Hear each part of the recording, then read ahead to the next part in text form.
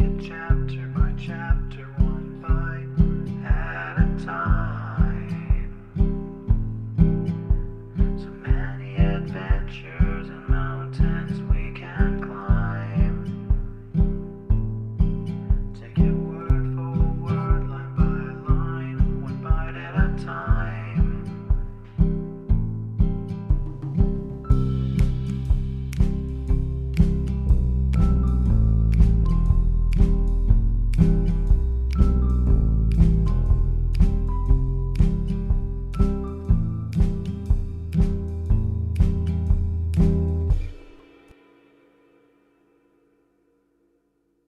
Welcome to Bite at a Time Books, where we read you your favorite classics one bite at a time.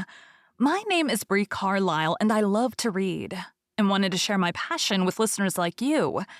If you want to know what's coming next and vote on upcoming books, sign up for our newsletter at biteatatimebooks.com.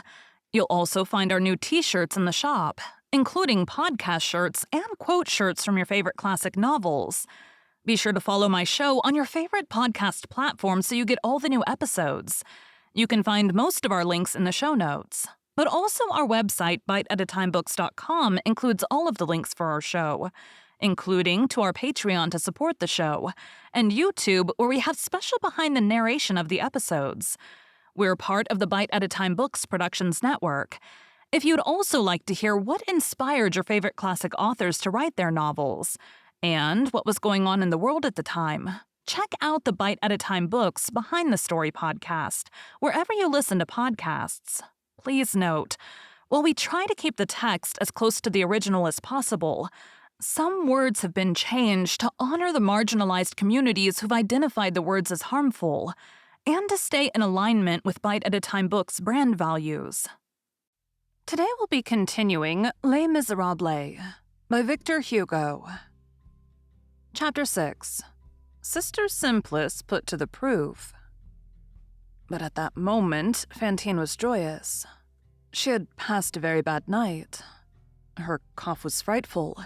Her fever had doubled in intensity. She had had dreams. In the morning, when the doctor paid his visit, she was delirious. He assumed an alarmed look and ordered that he should be informed as soon as Monsieur Madeleine arrived.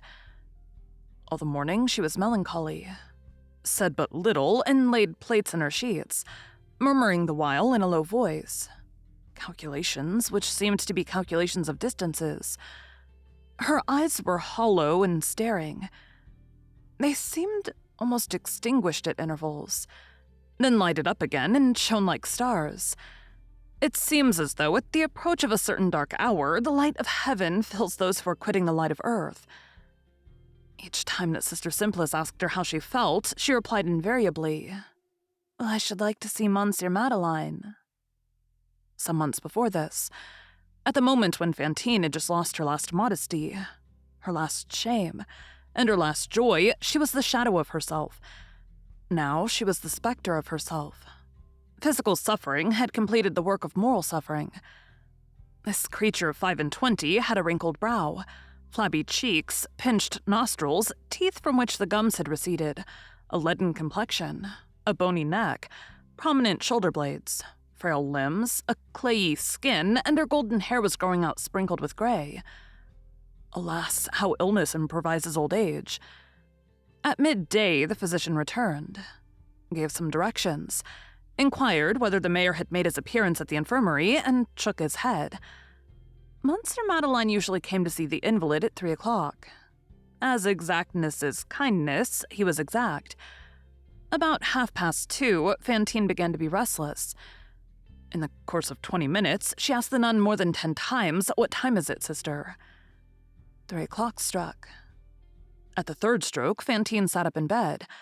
She, who could in general hardly turn over, joined her yellow, fleshless hands in a sort of convulsive clap, and the nun heard her utter one of those profound sighs which seemed to throw off dejection. Then Fantine turned and looked at the door. No one entered. The door did not open. She remained thus for a quarter of an hour, her eyes riveted on the door, motionless and apparently holding her breath. The sister dared not speak to her. The clock struck 3:15. Fantine fell back on her pillow. She said nothing but began to plait the sheets once more. Half an hour passed, then an hour. No one came. Every time the clock struck, Fantine started up and looked towards the door, then fell back again. Her thought was clearly perceptible, but she uttered no name. She made no complaint. She blamed no one. But she coughed in a melancholy way. One would have said that something dark was descending upon her. She was livid, and her lips were blue. She smiled now and then. 5 o'clock struck. Then the sister heard her say, very low and gently, "He is wrong not to come today, since I am going away tomorrow." Sister Simplice herself was surprised at Monsieur Madeleine's delay. In the meantime, Fantine was staring at the tester of her bed. She seemed to be endeavoring to recall something. All at once, she began to sing in a voice as feeble as a breath. The nun listened. This is what Fantine was singing. "Lovely things we will buy as we stroll the faubourgs through. Roses are pink, cornflowers are blue. I love, my love, cornflowers are blue. Yesterin the Virgin Mary came near my stove, in a broidered mantle clad, and said to me, 'Here, hide 'neath my veil the child whom you one day begged from me. Haste to the city, buy linen, buy a needle, buy thread. Lovely things we will buy, as we stroll the faubourg through. Dear Holy Virgin, beside my stove I have set a cradle with ribbons decked. God may give me his loveliest star. I prefer the child thou hast granted me. Madame, what shall I do with this linen fine? Make of it clothes for thy newborn babe. Roses are pink and cornflowers are blue. I love, my love, and cornflowers are blue. Wash this linen, where? In the stream. Make of it, soiling not, spoiling not, a petticoat fair with its bodice fine, which I will embroider and fill with flowers. Madame, the child is no longer here. What is to be done? Then make of it a winding sheet in which to bury me. Lovely things we will buy, as we stroll the faubourg through. Roses are pink, cornflowers are blue. I love, my love, cornflowers are blue." This song was an old cradle romance, with which she had, in former days, lulled her little Cosette to sleep, and which had never occurred to her mind in all the 5 years during which she had been parted from her child. She sang it in so sad a voice, and to so sweet an air that it was enough to make anyone, even a nun, weep. The sister, accustomed as she was to austerities, felt a tear spring to her eyes. The clock struck 6. Fantine did not seem to hear it. She no longer seemed to pay attention to anything about her. Sister Simplice sent a serving-maid to inquire of the portress of the factory whether the mayor had returned and if he would not come to the infirmary soon. The girl returned in a few minutes. Fantine was still motionless and seemed absorbed in her own thoughts. The servant informed Sister Simplice in a very low tone that the mayor had set out that morning before 6 o'clock, in a little tilbury harnessed to a white horse, cold as the weather was. That he had gone alone, without even a driver.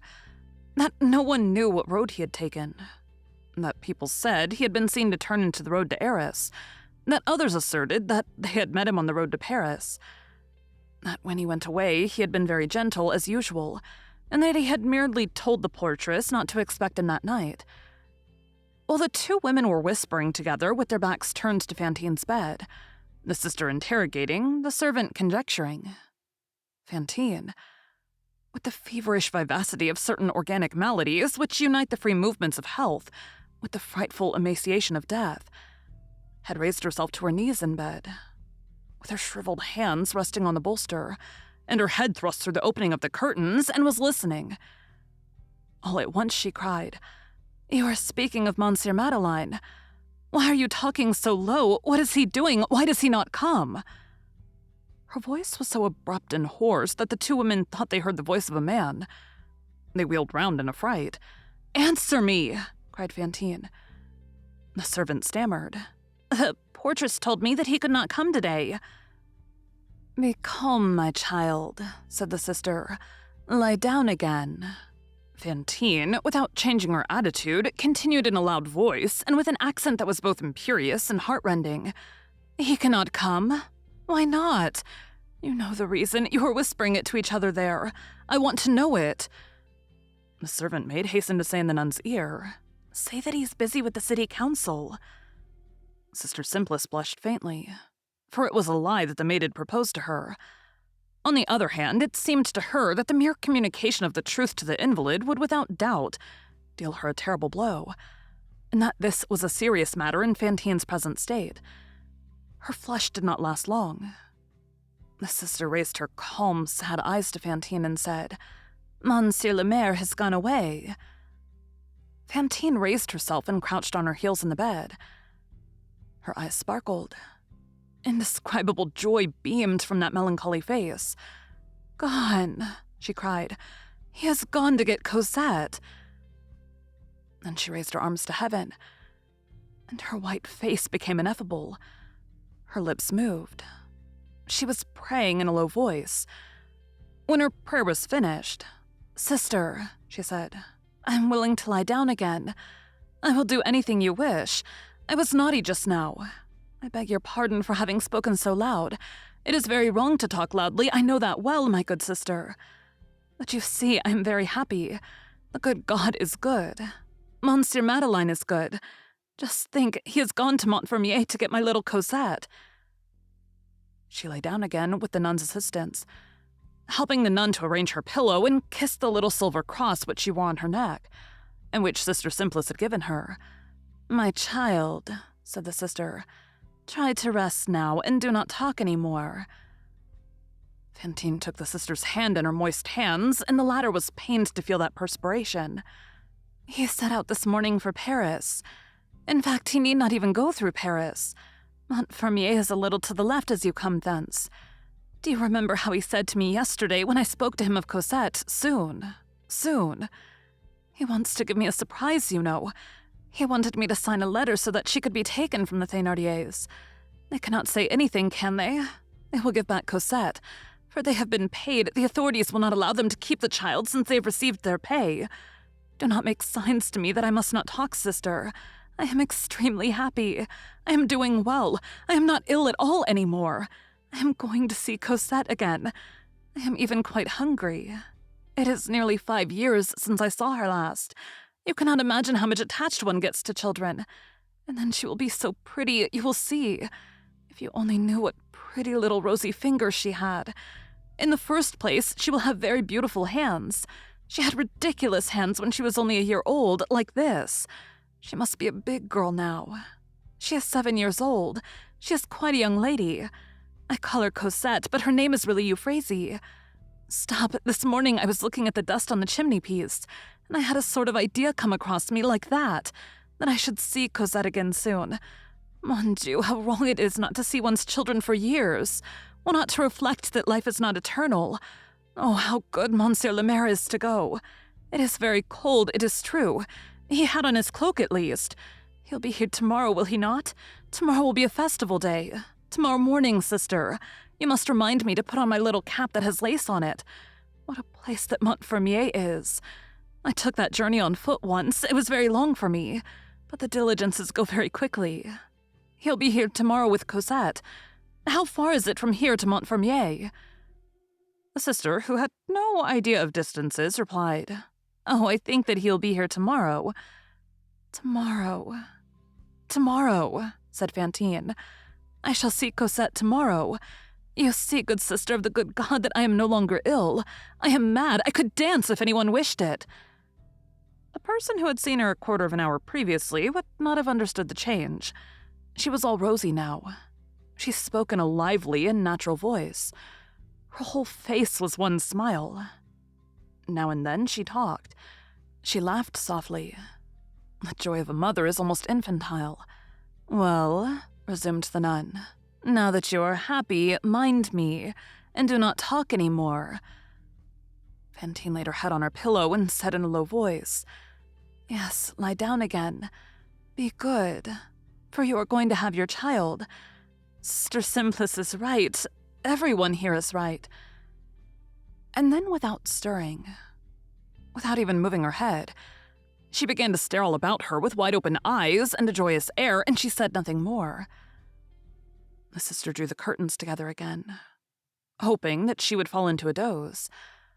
Between 7 and 8 o'clock, the doctor came, not hearing any sound. He thought Fantine was asleep, entered softly, and approached the bed on tiptoe. He opened the curtains a little, and by the light of the taper, he saw Fantine's big eyes gazing at him. She said to him, "She'll be allowed to sleep beside me in a little bed. Will she not, sir?" The doctor thought that she was delirious.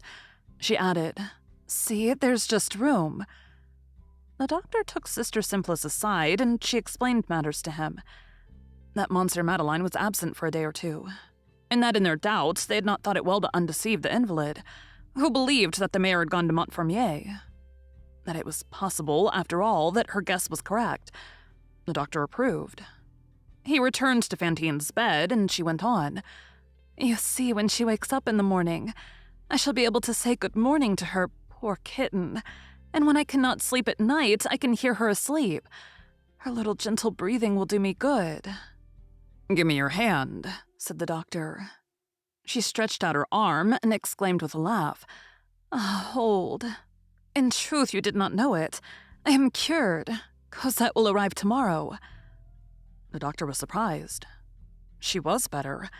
The pressure on her chest had decreased. Her pulse had regained its strength. A sort of life had suddenly supervened and reanimated this poor, worn-out creature. "Doctor," she went on, "did the sister tell you that Monsieur le Maire has gone to get that mite of a child?"